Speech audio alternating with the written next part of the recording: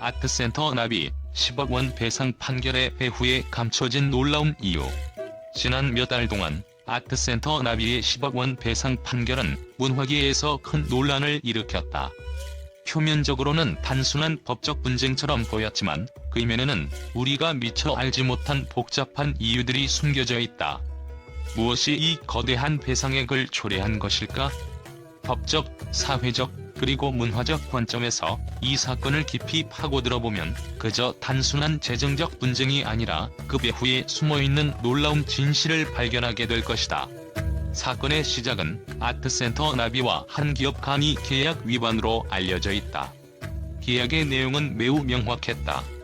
하지만 계약이 체결된 후 기업 측은 예상치 못한 이유로 계약 이행을 거부했고, 이로 인해 아트센터 나비는 심각한 재정적 타격을 입게 되었다.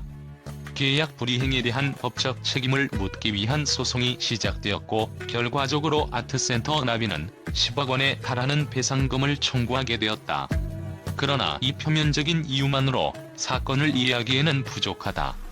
계약서에 서명한 두 당사자 사이의 불협화음은 사실 더욱 깊은 문제에서 비롯되었을 가능성이 있다.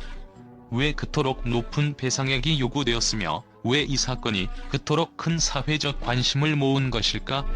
아트센터 나비는 단순한 예술기관을 넘어서 예술과 상업이 얽히는 복잡한 지점에서 활동하는 상징적인 존재다. 예술의 본질은 순수하고 자유롭다는 믿음의 바탕을 두고 있지만 현실 세계에서 예술은 종종 상업적 요소와 맞닿을 수밖에 없다. 예술계에서 상업적 이익이 예술적 가치를 압박하는 순간, 그 충돌은 단순히 한순간의 불협화음으로 끝나지 않는다.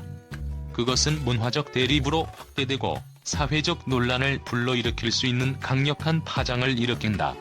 아트센터 나비는 본래의 예술적 자유를 존중하고 창의적 표현을 촉진하는 공간으로 설계되었다. 그러나 그곳의 운영은 상업적 현실과 떼려야 뗄 수 없는 관계를 맺고 있다. 예술을 추구하면서도 그 자체로 생존해야 하는 현실에서 기업과의 협력은 종종 필수적인 부분이 된다. 이때 발생하는 문제는 단순한 금전적 거래의 문제가 아니라 예술이라는 개념의 본질을 둘러싼 깊은 갈등이다. 예술은 진정성, 독창성, 그리고 감동을 중심으로 존재하지만 상업적 세계는 결국 이익을 우선시한다. 이 사건에서 드러난 것은 바로 이 충돌의 본질을 뚜렷하게 보여주는 사례일 수 있다.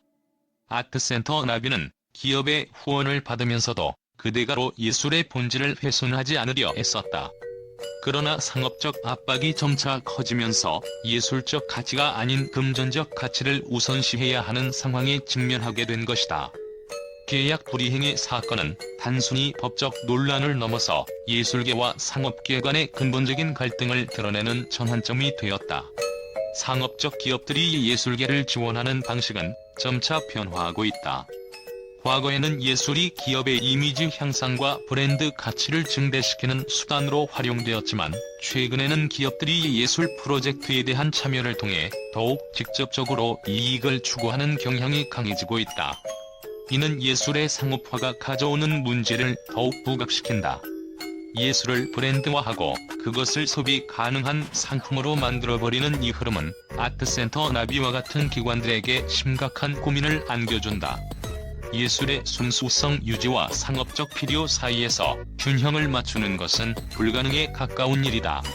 더욱이 이번 사건에서 볼 수 있듯 예술과 상업의 충돌은 단순히 금전적인 갈등에 그치지 않는다.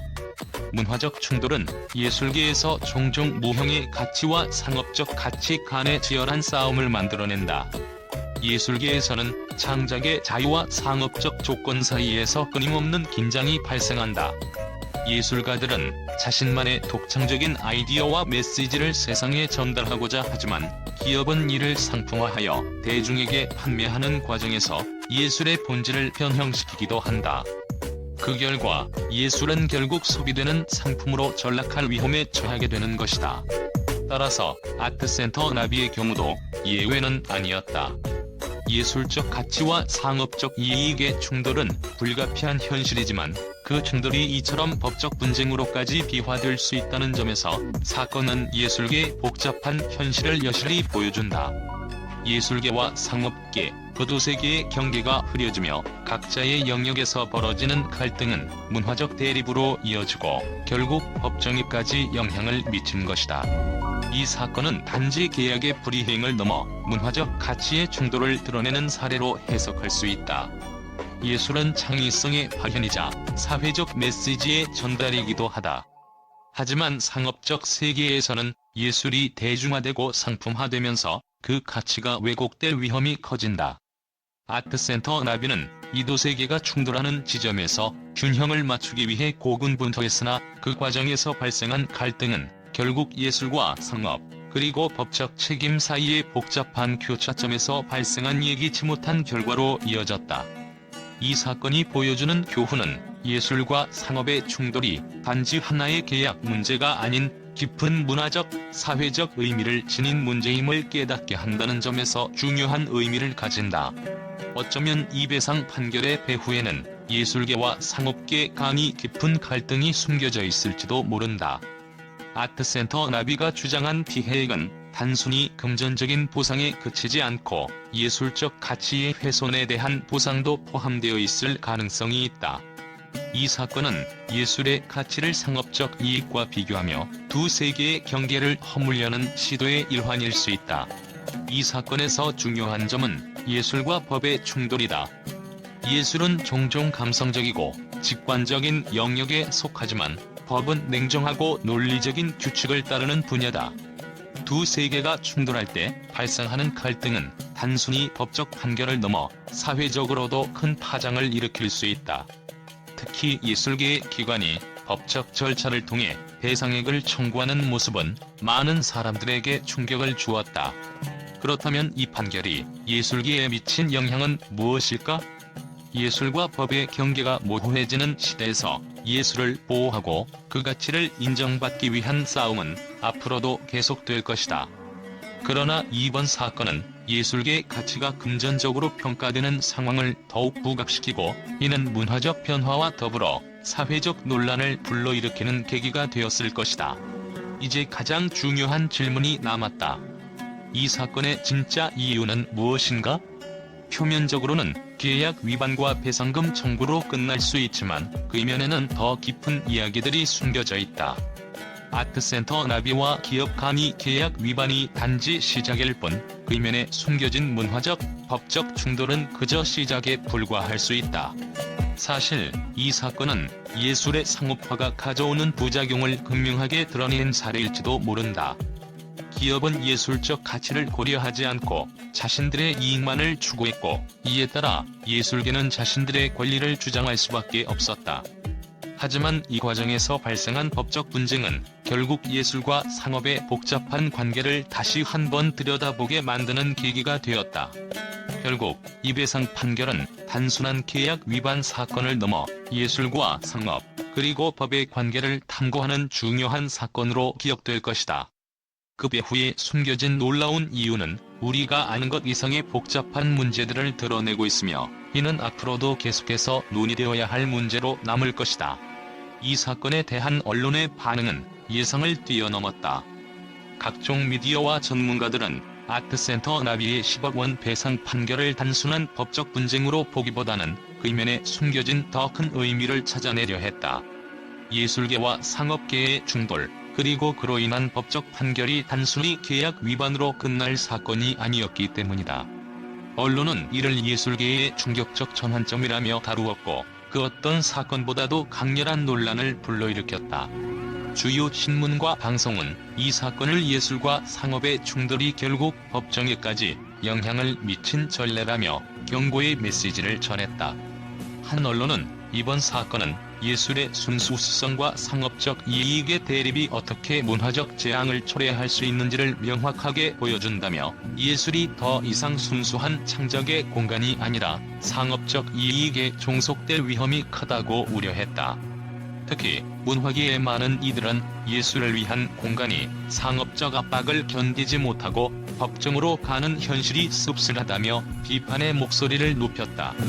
전문가들 또한 이 사건을 단순한 계약 위반이나 금전적 손실로 볼 수 없다고 주장했다. 한 유명한 문화 비평가는 이 사건은 단순히 법적 쟁점이 아니라 예술과 상업이 만나면서 발생한 문화적 충돌의 전형적인 사례라며, 이번 판결은 예술계가 상업적 요구에 의해 얼마나 많은 타협을 해야 하는지, 그리고 그로 인한 결과가 얼마나 극단적일 수 있는지를 보여준다고 경고했다. 또한 예술계 내에서의 모형의 가치와 금전적 가치 간의 괴리가 어떻게 예술 창작에 영향을 미칠 수 있는지를 설명하며, 이번 판결이 예술계를 넘어 사회적 논의로 확산될 것임을 예고했다. 언론은 특히 예술의 상업화에 대해 강한 비판을 쏟아냈다. 예술계의 상업적 압박이 커짐에 따라 예술이 상품화되고 있다는 현실을 직시해야 한다는 주장이 이어졌다. 한 방송에서는 예술은 더 이상 순수한 창작이 아니라 기업의 마케팅 도구가 되었다며, 예술가들은 이제 창작보다는 소비 가능한 상품을 만드는 데 집중해야 하는 상황이 처했다고 비판했다. 이는 예술을 단순히 문화적 가치만을 담은 작업이 아니라 경제적 수익을 창출해야 하는 상품으로 바라보게 만든다는 점에서 우려를 낳았다. 이와 함께 기업과의 협력에서 발생하는 문제를 지적하는 기사들도 다수 나왔다. 한 논설위원은 기업의 후원이 예술의 자유를 제한하는 요소로 작용할 수 있다며, 기업이 예술계에 개입하는 방식은 그 자체로 예술의 독립성을 침해할 위험이 크다고 경고했다.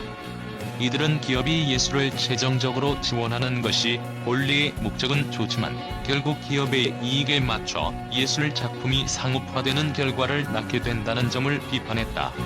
그러나 일부에서는 이번 사건을 예술계의 새로운 전환점으로 바라보기도 했다.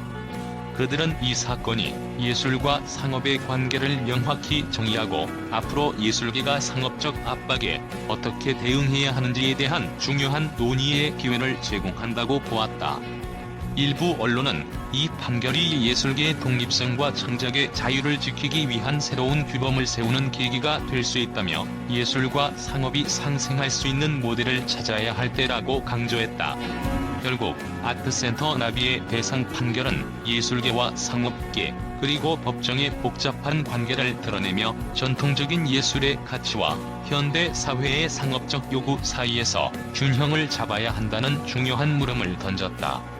이 사건은 단지 하나의 법적 판결이 아니라 예술계 전반에 걸쳐 새로운 패러다임을 요구하는 신호탄으로 남을 것이다.